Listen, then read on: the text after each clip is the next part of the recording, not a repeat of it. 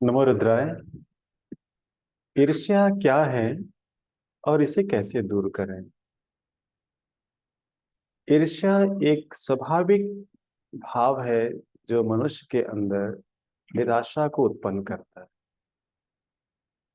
और यह भाव तभी उत्पन्न होता है जब आप देखते हैं कि दूसरे लोग किसी क्षेत्र में विकास कर रहे हो या उन्हें किसी प्रकार की उपलब्धि मिल रही हो, और इसका संबंध अपने परिवार, मित्र या किसी बाहरी व्यक्ति से नहीं है। किसी भी व्यक्ति के प्रति आप ईर्ष्यावान हो सकते हैं।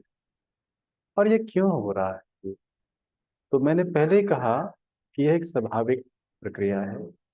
तो आप अपने मन से ये बात तो बिल्कुल निकाल दीजिए कि आपने कोई बहुत बड़ा पाप का काम कर दिया, या आप बहुत ही अच्छे व्यक्ति नहीं हैं, आपके अंदर संस्कार नहीं है, या आपकी चेतना बहुत ही नीचे है। ऐसा कुछ छोड़ दीजिए सब, क्योंकि यह एक स्वाभाविक प्रक्रिया है जो उत्पन्न होनी ही थी।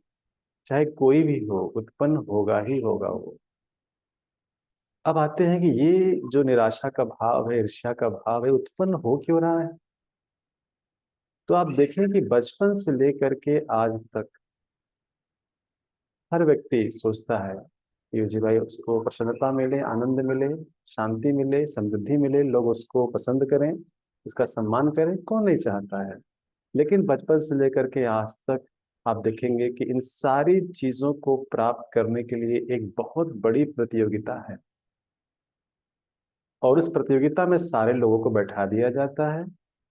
ये नहीं देखा जाता है कि कौन किस तरह की मानसिकता को रखता है, किसकी क्षमता क्या है, किसकी ऊर्जा क्या है। नहीं, सारे लोगों को केवल एक जगह बैठा करके कंपटीशन कर दिया जाता है। और इस समाज ने एक अपना एक स्टैंडर्ड बना लिया है कि ये जिसने किया वो सफल, ये जिसने नहीं किया वो असफल। अब आप देखो, अगर चींटी है तो हिरन को देखे और ईर्ष्या करे कि अरे हिरन तो मुझसे तेज दौड़ रही है, तो ये क्या कहा जा सकता है इसको। लेकिन अगर चींटी ये समझ ले कि अरे वो तो भाई ठीक है, उनका अपना हिसाब किताब है, मेरा अलग हिसाब किताब है। तो सामाजिक बंधन जो हमारे हैं, जो सामाजिक अस्तर हैं, सफलता के, असफलता के, सुख दुख के, पाप पुण्य के, इनको छोड़ करके जब संसार को, इस समाज को आप अपने आंखों से देखेंगे तो ईर्ष्या का भाव अपने आप चला जाएगा। आप अपने आप को देखिए, आप अपनी क्षमता को देखिए। आप अपनी क्षमता के अनुसार समाज में क्या कर पा रहे हैं, आप अपने पारिवारिक जिम्मेदारी को कैसे निभा पा रहे हैं, आप जीवन के हर क्षेत्र में किस तरह से विकास कर पा रहे हैं। अपने विकास पर आप ज्यादा ध्यान दें, तो कहीं ना कहीं ये ईर्ष्या का भाव आपके मन में कभी टिकेगा नहीं। संसार को, समाज को, इनको छोड़ दीजिए जहां पर ये है। अब आप कहेंगे कि संसारिक चीजों को, सामाजिक चीजों को कैसे हम छोड़ पाए। तो मैंने कहा कि आप अपनी चेतना के स्तर से तो पहले छोड़ ही दीजिए। अब रही बात समाज में ऊपर से, तो ठीक है, जो जितना आपसे संभव हो सकता है आप लोगों को सुनते रहिए, उनकी हाँ में हाँ मिलाते रहिए। ठीक है, अच्छी बात है, कोई कुछ कर रहा है तो अच्छी बात है। लेकिन अपने जीवन को तो कम से कम अपनी आंखों से देखिए। उसके लिए किसी की परमिशन, किसी की सजेशन की जरूरत नहीं है आपको। आप स्वयं से देखिए कि आप कहाँ पर। आप वो चींटी वाला काम न करें कि आप देखें हिरन को तो कहें कि हिरन तो मुझसे बहुत तेज दौड़ रहा है, इसलिए आपको तो हिरन से मेरा मतलब एक निराशा का भाव उत्पन्न हो जाए आपके अंदर। वैसा नहीं होना चाहिए। आपकी क्षमता बिल्कुल अलग है। परमात्मा ने जितने भी प्राणी बनाए हैं दुनिया में, सबको कुछ न कुछ एक अलग कुशलता, एक अलग क्षमता, ऊर्जा दी हुई है। आप अपनी ऊर्जा को पहचानें, और अपनी ऊर्जा को पहचान करके इस संसार के लिए कुछ करिए। ये मत देखिए कि आपका भौतिक स्तर क्या है, आर्थिक स्तर क्या है, ज्ञान का स्तर क्या है, और समाज के लोग आपको क्या कहते हैं। कोई इसका मायने नहीं है। आप उनकी बातों पर ध्यान न दें, अपने आप को कंपटीशन से बाहर निकालें।